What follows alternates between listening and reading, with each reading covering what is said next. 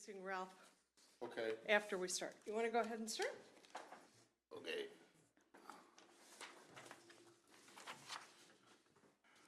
Are we ready behind the curtain? Yes, okay. I call this meeting, the Community Development Advisory Board, to order. We'll skip the first order of business. The second order of business, call to order and roll call. You can do the roll call by seeing who's present. Third item on the agenda is approval of the minutes from the March meeting. Has everyone had an opportunity to read over the March minutes? Any additions, corrections, or questions? A motion to approve. Have a motion to approve I second. and a second. All in favor say aye. Aye. All opposed, same sign. Motion carries. Our fourth item on the agenda is the public hearing number 2 for the Community Development Block Grant. Comments for or against the Community Development Block Grant funding proposed in the Annual Action Plan from 2019 through 2020. Are there any questions from the board, or should I start with comments from staff? Let's start with comments from staff. Okay, let's do. This annual action plan followed our consolidated plan. So we worked in the same categories, which would be home repair, home ownership, demolition of dangerous structures, public agency funding, and then also administration. So those are the categories of funding that we spent. We have gotten our award from the federal government. It's $319,799. That's approximately 5% less than last year. So a bit of a cut, but it could have been worse. That's just how I feel about it. So I redid all the numbers on the synopsis that I sent out to you. And I also redid them within the annual action plan so that they would be updated for the commission. Does anybody have any questions about the funding or the allocation of funding? It's in the same proration as we discussed previously. They're just all reduced all by 5%. Same. Yeah, correct. I understood that to be what was going on. So. Right.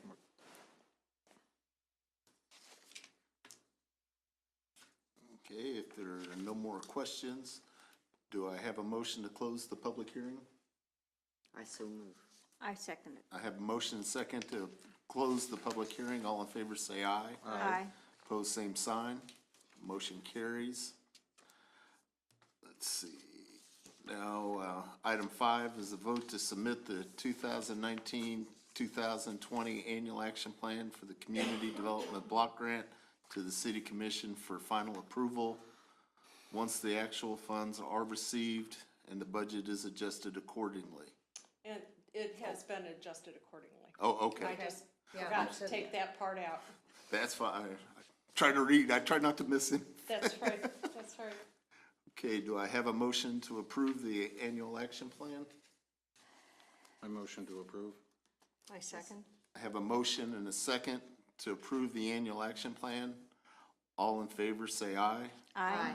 Pose same sign. Motion carries. And now item 6, discussion of current CDBG projects. Okay. Comments from staff?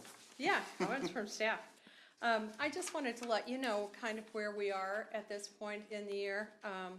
Our year ends the end of June, so we're getting pretty close to the end of our project. Right now, for home repairs, we have 15 projects completed, and I have 9 in process at the moment. So that'll give us a total of 24. My big target was 25, so we're pretty close. Good. For home ownership, things have slowed down a little bit in home ownership. So we have 3 completed and 2 in process. So I don't know if we'll get another one processed before that end or not, but we'll see. For demolitions, we did demolitions earlier in the year, and we had 4 properties that were paid for with CDBG funds that were taken out of the community. I think, are you Mr. Taylor? Yes, I am. Hi, come on in. You don't have to sign in. Okay, great, good. Hey, you just take your seat right up there where it says Ralph Taylor. You're important. I forgot my suit and tie. I actually know this guy, so I do too. we're in trouble. Oh, great. Welcome. Ralph Taylor. Hi, ma'am, how you doing? Nice to see you. Hi, Sister Bryce. Paula Rose, nice to meet you. I am This young sorry, lady I down know, here. Yes, we heard you I were say the working. best for last. Thanks. We heard you were. Are you running for school board by any chance? Yes, ma'am, I am. Hot dog, that's really good. Well, here's our agenda. We're down here on item 6. I don't know, I want to welcome you. Yeah, why don't we back up and just go ahead and do that? Yeah, we'll suspend here. I need that close enough to remember where I'm at. But, Okay, gotcha. That'll work. welcome to the board. This can be kind of intimidating. We have a lot of I paperwork. see, yeah, I went over Yes, something. Michelle's got you a copy. Thank you very much. Do you want to introduce? I don't know anything about Mr. Taylor here. Well, I was gonna let Mr. Taylor Okay. introduce himself. Ralph, why don't you tell the board a little bit about yourself and how you got here? Okay, great. Well, my name is Ralph Taylor, of course. I'm a graduate of Leavenworth High in 1977. I went in the military in 77 when I graduated and retired in 97. So I've been retired for some time. I'm not 60 yet. I'm pushing it, but I'm not. Almost though, because I've just got a year on graduation on you. All right. So I'm quickly coming. Still the youngest. All my siblings went to Leavenworth High, and then my kids ended up going to Leavenworth High. My youngest son graduated just last May with a BA degree in engineering at Old Dominion University. So Nice. when everyone wears the KU and K-State outfits, I wear the Old Dominion. Wonderful. But I've been in Leavenworth since '69, of course, and when I retired, I worked at the post office for 7 years, and I got tired of that. As he knows, being ex-military, you subject to land 2 or 3 different jobs before you're satisfied. And I went to the railroad for 10 years as a safety manager.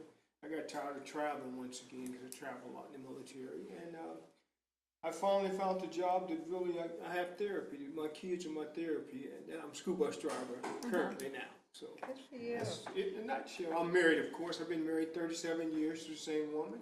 High school sweetheart. She's originally from Leavenworth, so I met her here when I come from Kansas City from the hood and moved up to Beverly Hills. So, And your wife then, is she still at Anthony? yes, she's an aunt. And she Horizon does, Kids. yeah, Horizon Yes. Kids, yeah, Yes, that's ma'am. how I know her. Yeah. So, That's awesome. Yeah. That's awesome. and I Well, also volunteer for the homeless shelter, and I volunteer for the pantry, and that's how I met Mrs. Pryor here, is the pantry. Yeah, Yeah. and then you are running for the school board. And I am running for the school board. I'll keep that HUD. No, I'm just kidding. No, I think it's wonderful. We need well, that's new great. blood. Well, I can personally vouch for what a great person, great guy is. Just, I've known him probably since I got here in '98, so easily that long. That's a year or two. Yeah. Well, great. We're so glad to have you. It's always nice to have a new person to add a different kind of flavor and spark to the group. So we just welcome you. Thank you. I was in the process of telling folks where we are with our CDBG funds for this year. We've finished 15 home repair projects. We have 9 in process, so I project that we'll wrap those up before the end of the grant year. So we'll end up with about 24, maybe 25 houses, and I usually try to shoot for 25 houses. Okay. So some years I hit it, some years not so much, but this year we're gonna make it. The homeownership, we put out for 8 and it looks like we're gonna have 5 total. We have 3 that are complete, 2 in process. I'd like more, and have put the word out to the realtors and financial advisors and lenders in town that, you know, we still have funds available and we would like to work with them. So hopefully we'll get a few more before the end of this current grant year. If not, those funds can roll over then to the following year. So it's not like we lose the money. The only money we would potentially lose would be whatever we left in admin. But that can roll over into a different category. It just can't be used for admin the following year. So that we never really lose the money exactly. We just put it in a different place. So that's kind of where we're at here. I projected kind of the same numbers for next year. And we'll use some of the same strategies. Just to let you know, we had a really nice kind of cross-pollination with the clerk's office here at the city. They do, for seniors, they do the senior rebate for sewer fees and trash services. And Catholic Charities does the volunteer income tax assistance. And so I put information about their programs in letters to all of the people for the last 3 years that CDBG has served. And they gave out information about our program as people came in to file for the senior rebate or as they got their taxes done. And that really helped a lot. So finally, we've got something that's helping in terms of spreading the word. Speaking of spreading the word, number 7, the distribution of home repair and home ownership flyers. It seems that I left those boxes up in my office because, well, it's Monday. So I'll go get those before the end, right after we wrap up, so that you can take some of those and just have them if you run into somebody that you know that you think might be able to use our services. Really would like you to just give them out as much as you can. That's what they're for. So that's pretty much that. Could I interrupt just a second? Is there Absolutely. any questions from the board on item 6 or 7? You can just- On 7, I seem to remember there was a time where we were at it was some kind of fair. I remember sitting at one of those. I Right. don't remember, was that last year or the year before, but That was the year before. that's right. And it was a veterans fair. Right. Was that right? Yeah, over at the community center. Yeah. center. And they haven't ever contacted us again about being there. You know, they Well, had have they even something done one? today. That's- They I had guess- something today down in the parking lot of, behind, next to Pullman's, that parking lot there, that public parking lot. Yeah, a there friend of was- mine runs that barber shop down there, and it was, And they were giving Team out- Fidelis was doing They some had, free like, haircuts. a great big van for the veterans to come and get things, you know, like, support or for counseling. And then clothes, they could pick up clothes, like T-shirts and underwear and things like that. And then they had another table that had to do with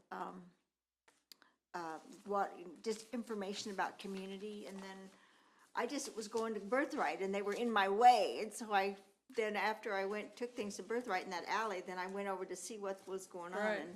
And it seemed to me, now that he mentioned it, similar to what we did a couple years ago Yeah, down there, but Right. it was all military or VA that was there. right. Well, I think it'd be a good place to have them if, you know, if we thought we would get some good return on them, on investment. Absolutely. We also did, the mayor was involved with a group that was out at the community college, and they had a fair where people could come and get assistance and food and clothes and help and so forth. And we had a booth there. I had all our materials there as well. And that was a good location. quite a few people. Not a lot of homeowners, though, more renters. So, The since we. homeowners that come in, are they military pretty much, or who, is it just a mixture of young and old? Or People that use our home repair program. Or the home ownership program? The home ownership is just a mix, you know, it's just anybody that hasn't owned a home previously, first-time buyer, you know. And so oftentimes they're young, though not always, you know. I had a pair in today that was in their mid-50s, so, and this will be their first house. And I think the oldest one I had was 78, but that was rare. Usually they're young people, couples or singles that are buying a house. And I found the best avenue for them really is the finance people. You know, if they can point them in the right direction to fill out our application, that really helps. So, With that in mind, the homeowners and stuff, do the realtors have a copy of what we do? Or do they can hand out to first-time buyers or, you know? we put together a list as best we could of real estate offices. And I email it to them a couple of times a year, just to try, first when we revise it every year, at the beginning of the year, I send it out. And then I send it out throughout the year to try and keep them remembering that we offer those things. Understand. Yeah. I'll talk when I'm not on the microphone. This picks up really well. Really well. Yes. Yes, this is a complicated process that we have been working on all year. Well, actually, Mary and Michelle have been working on it all year. We just approve. Give our opinion. And where are we, what year are we on the 5-year plan? Our 5-year plan goes to 2021, 22. So Okay, so we're in the middle. We're in the middle. We can do different projects, but we have to have it in our 5-year plan that we will then start working on in about a year. So new ideas are welcome, except bureaucracy makes us go very slow at times. Okay, then we're ready for item 8, other matters and correspondence. Is there, I have a couple. if Okay. You guys don't. Anybody? anybody on the board have any other? Nope. Okay, Okay, so I wanted to update you. I think we talked previously about the possibility of a nonprofit group doing a grocery store up in the northeast quadrant of the city. That's still trying to move forward, and I've met with our HUD reps to talk to them about the possibility of using CDBG funds in that way. What would be the best way to do that? How would be most expedient, and so forth. Their suggestion was that perhaps we would buy equipment that could be bolted to the walls or floors, because that's a HUD requirement. okay. So it would be like shelving and freezers and that kind of thing. If the group gets to the point where they're ready for implementation, then we, just to let you know what the process would be, because we're putting this plan in, we're going to move it forward because we need to. We can still amend that plan with what's called a substantial amendment. There's a process we have in place where we would have to advertise, tell people we were going to change how we were going to spend the money, allow them to input, and then we would discuss it and vote as a board whether or not we wanted to approve that change. The amount of money probably would not be enough to require a substantial amendment, but because we don't have something like that in the plan, we would still have to go through that process. I read it this afternoon just to make sure. So Yes, it's complicated, but easily done. it's just steps, you know, if you break it up, it's just steps, so we would do the steps. HUD was very excited about the possibility of participating in something like that, and that doesn't really influence whether or not our community thinks that it's a good idea, but I think as a board, we had discussed whether or not we thought that was a good idea, and if they can make it fly, that'd be really great for some of the residents up north that don't have an easy way to get groceries. I know we talk about it being one of our higher priorities. Who is the sponsoring agent, or who's gonna be the manager of that project? Okay, so the Interfaith Community of Hope Okay, is going to be the overarching umbrella and financial agent, okay, which is great because it provides some stability and financial stability. And then there is a task force of probably 6 women, and the project manager is Martha Allen, and she is kind of spearheading the project. And they've sat down and figured out, you know, what kind of space they want, how much equipment they would need, how much it would cost to run it. And once they got all those numbers together, now they're applying for a state grant. There's some residual funds, so they can apply for a state grant. And they're projecting that they're going to try and get this started in July 2020. So it kind of hits funny in our cycle, but, and that seems rather ambitious, but it also is going to be not a large grocery store. It's going to be a community grocery store. So they might carry maybe 5 kinds of cereal, but not 45 kinds of cereal. They might carry fruits and vegetables and meats, but not a lot of specialty items. So their goal is to provide healthy foods. And that's the way they're going. Do they have a location? They do. Probably it would be better not to talk about it just so that somebody doesn't scoop it out from under them. But it's in the northeast Okay. area. And then they've also located some places for equipment. They're going to meet this week with a architecture firm who might do some pro bono layout of the plan. We don't know for sure, but they're going to talk to them. That would be helpful because then, you know, it'd run more efficiently and you'd know exactly how much equipment you need. So all that seems to be going pretty well.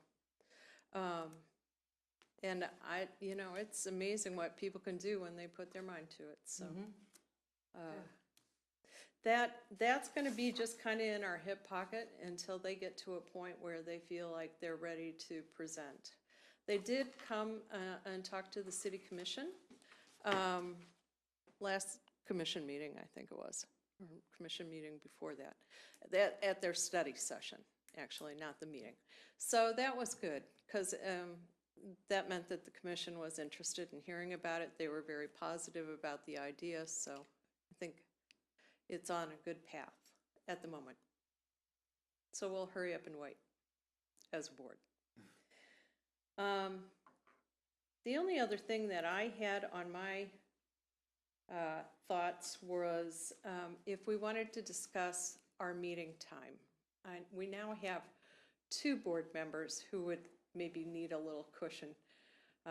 Catherine Schiller works at a school as well, and sometimes, you know, it's hard to get here on time, and Ralph, you know, I think for you it might be a little difficult. I don't know if you guys want to push it back to 4:15 or 4:30, or if you want to just leave it at 4. It's fine, and because we don't meet that often, it just, the March meeting always falls in my spring break, and I I've know. been gone I for know. 2 years in a row, and then, so that's the only thing. Yeah. But I just have to leave a little early from work, and with notice, I can do that. Okay. I would entertain a 4:30-ish time to start? If that's not gonna, isn't there a meeting that follows after us? Not on the second Okay, Monday, okay. Right, the first and the third Monday there would be. first and Okay. third Monday. Ralph, if we did 4:15, would that work for you? 4:15 would be excellent. Okay. I say we split the hairs and go Okay, with, well, that, is the 4:15 work for you? Yep. yeah, Yes. Okay, everybody else okay with that? Sure. I think, you know, it just, we might as well be accommodating if we can, and we'll just keep it brief, and then we'll still get out on time, so not a problem. so do we need that in the form of a motion? Probably wouldn't hurt. Yeah, okay, so, Would somebody like to make a motion that we change our start time to 4:15? Let Ralph do it, he's brand new. come on, Your Ralph. first order of business. I motion that we change our order of business to 4:15. I second. There's a motion and a second to start at 4:15 from now on. All in favor, say aye. Aye. All opposed, same sign. Motion carries. And are we ready for adjournment? I do believe we are, unless anybody else has If anything. nobody they else want- has anything, do I have a motion to adjourn? So move. I'll second it. And have a, When's our next meeting? Okay, all right, we're done? okay, yeah, we have a motion and a second to adjourn. And our next meeting will be in September unless we are needed before then. Correct. Okay, all in favor, say aye. Aye. Pose same sign. We are adjourned. Okay, I'm gonna go.